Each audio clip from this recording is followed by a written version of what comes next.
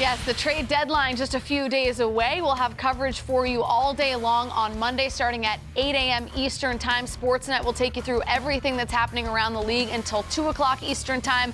From there, NHL Tonight takes over with coverage until 7 o'clock. And obviously, with the deadline a few days away, it should surprise nobody that we welcome in NHL Network insider Elliotte Friedman. Elliotte, we've been talking all day. I just hope something happens. I hope we have something to talk about before the show ends. But in terms of front offices and teams, which team do you guys think is feeling the most pressure to make a move from a buyer's standpoint? Elliotte, we'll start with you. I have a tie at the top, Jackie. I've got Winnipeg and Nashville. I think both of those teams are Stanley Cup contenders, but for a chunk of the season, especially recently, neither of them have played great. And also now you see the St. Louis Blues are charging up and appear to be the third best team in that division. So they will likely get one of Nashville or Winnipeg in that first round. And I'm sure both the Jets and the Predators are looking at that team and saying, we've got to be better than we are right now. Yeah, you know, Elliotte, I'm with you on that, but I think more Winnipeg for me. I think Nashville, I think they're definitely looking as well. I mean, they're right there side by side. It's kind of an arms race, right? But I think Winnipeg, because the team has really struggled of late, it seems to me they're like the players are almost waiting for something to happen, and I think they have a few interesting needs there. I'd be curious to see if they get in on a left shot centerman. So for me, I would say Winnipeg. Yeah, well, listen, both those teams are there, and they're probably right there. My question, and it's a little more rhetorical maybe, what about Vegas? Where do they stand? I know George McPhee's talking about his, they've been struggling a little bit lately. I thought they played a beautiful game last night, in fact, against the Boston Bruins. It's really not going to change his plans. I still see them having a very big window of opportunity. I mean, they were there last year in the Cup final.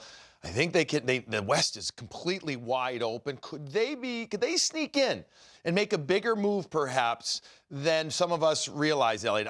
I'm starting to feel a little bit like GM George McPhee might be a little bit like Lou Lamoriello. Yeah. Really doesn't play his hand, that doesn't publicly open it up. Yeah, that sucks for reporters, eh? They don't really help us out with they don't help us out with what we need. Yes. Hey, Elliotte, I want to ask you something about, we're talking about Winnipeg, and, Minnesota looks like they've got the seller's hat on now. They made the one deal, and, it's a new GM there. It's an interesting time in Minnesota, I think, for a variety of reasons. But Eric Staal, could Eric Staal end up in Winnipeg? I mean, they have a need for a left shot center. Paul Maurice had him in Carolina years gone by. Is that somebody that could end up there? I think the biggest question is Eric Staal himself. Like, he has a lot of control over the situation because he can submit a list, and I'm not sure that list is going to make it very easy for people to trade him for him. And also, Staal has made it very clear, I think his preference is to stay in Minnesota. Now, I had heard Winnipeg's, for a lot of this year, I've heard Kevin Hayes linked to Winnipeg. I'm not sure that's going to happen. I think they've checked in on Duchesne. I haven't heard Staal's name as much with Winnipeg. Of course, I always say that doesn't mean it won't happen. It just means I haven't heard it as much. Yeah, we all know how much Eric Staal loves Minnesota. He talked about it numerous times last year about how it sort of reignited his love for hockey and brought him sort of back to being a kid. So it'll be interesting to see how that plays out for Eric Staal. But what about the New York Rangers? There's been a lot of talk about a couple of players on their team. Who do you think is most likely to move from the Rangers before the deadline? Eej, why don't you start this one? All right. Well, I mean, you threw poor Elliotte for a curve there. He's up on the screen. All right. Well, I can't see the screen. I know, that's true. It's, that's another problem we can go into on another show, on another channel. All right, Elliotte, this is what I would say. I mean, it's going to be Kevin Hayes is likely to be traded. It's going to be Matt Zuccarello is likely to be traded. Adam McQuaid is someone that I think will have some value on the market. Right shot defenseman, tough, nasty guy. I don't know if I'm the Rangers, I might want to keep McQuaid, to be honest with you, because, they have a young team. It's nice to have kind of a sheriff back there to take care of business, but he's a UFA. So those guys definitely on the list. I'll be curious to see if Chris Kreider is someone. He's got one more year on a deal. Might somebody be interested in him? Might the Rangers be interested in moving him? So, those are the guys, Elliotte, that seem like the obvious choices for the Rangers, right?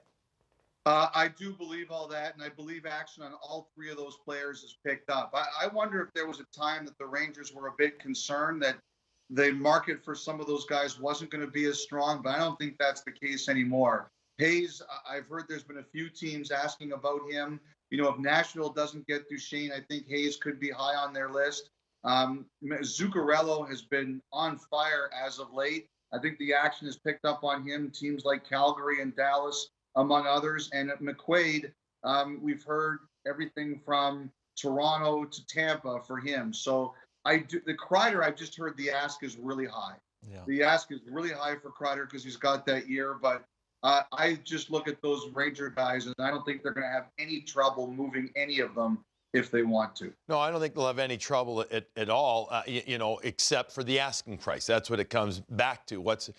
Everybody talked about, Brian Boyle getting a second-round pick for him in return. Well, that means that obviously if you're deductive reasoning, and I don't know if there's such a thing as sane deductive reasoning when it comes to the NHL trade deadline, but then no matter what, you'd be including a first-round pick for a guy like Kevin Hayes. But you need that one team to step up. My guess is that there will be a team because he does offer the most attractive high-end player coming in. I like Zuccarello an awful lot. Ej and I were talking about him a few segments ago and what he's doing, well right now. He is on fire.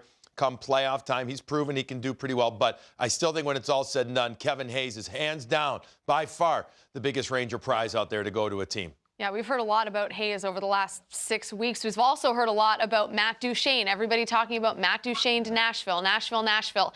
Is there any other place he could possibly end up if he does not become a Predator? Who do you want to go first? Yeah. Well, I have been beating the Matt Duchene to Nashville with an extension drum all week. So this has really been something that I have believed could very well happen. I think a lot of parties had wanted to be happening. This morning, I got a call to maybe cool down on that today. And I wonder if there's something going on there where either the asking price is high or the extension talk is high.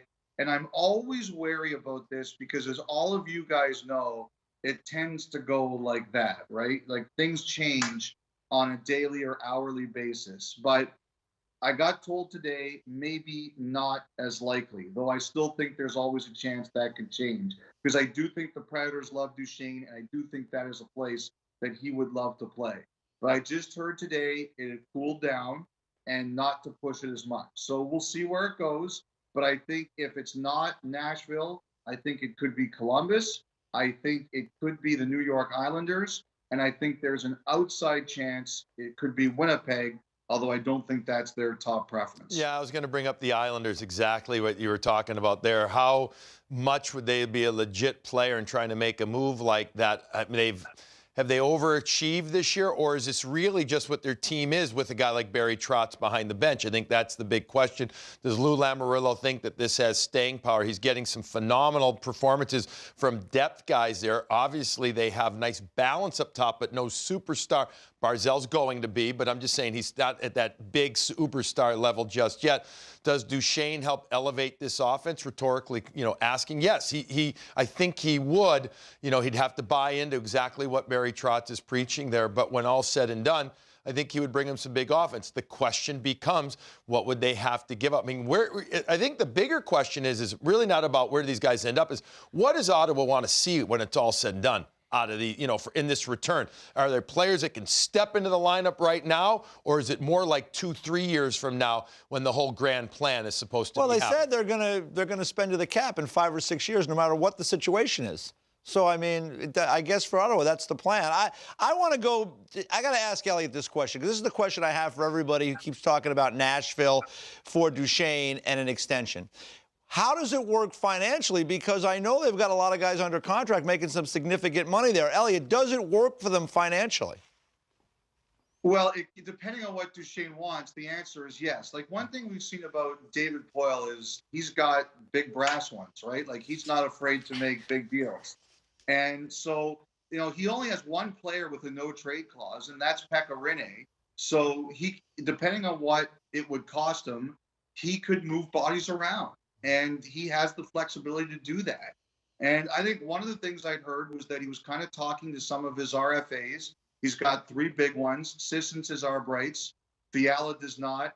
Hartman has arb rights. And I think he was kind of looking around to see, look, what are these kinds of guys looking at? What does that give me? he knows in a year he's going to be given a big extension to Roman Josi. So, and then I think he's trying to figure out, A, what Duchesne wants, and B, what he might have to move around his roster. So I think he's done all this planning. But like I said, right, as of this morning, I heard it was less likely than now, but it could change. You know, I'll tell you this. If Duchesne goes off of Nashville's board, I still think they're going to try and do something big, whether it's Kevin Hayes or whether it's Panarin. I don't think that Duchesne is the only big swing that David Poile was prepared to take. Well, there's a player we haven't talked about, Panarin. Yeah. We never talk about him. Just never. Never talk about him. We are out of time, though, so we can't talk about the bread man today, but we'll have answers to a lot of these questions in a matter of days. So thanks for this, Elliot. We appreciate it. My pleasure, Jackie. And if Billy wants to know what Lou Lamoriello's doing, just give him a call, Billy. I'm sure he'll tell you. He's an open book. Got him on speed dial between Lou and George. Yeah, I got them all on speed dial, Elliot. And I love that hourglass behind you there because the time is ticking away. Oh, I didn't even notice that. Good eye. I noticed everything. I try to finish one of my answers before it ends. I just fail all the time.